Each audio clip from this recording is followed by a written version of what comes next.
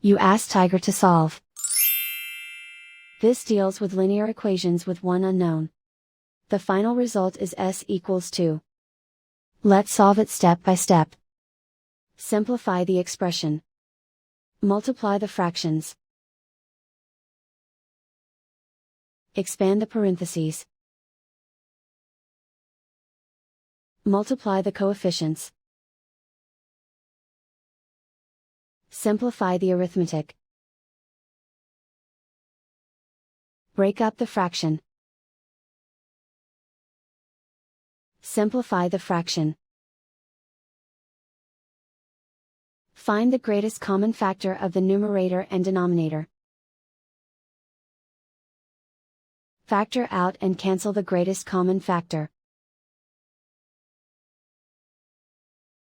Group all s terms on the left side of the equation. Subtract 6s from both sides.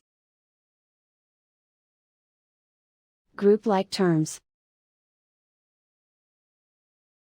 Simplify the arithmetic. Group like terms. Simplify the arithmetic. Group all constants on the right side of the equation. Subtract 24 from both sides. Simplify the arithmetic.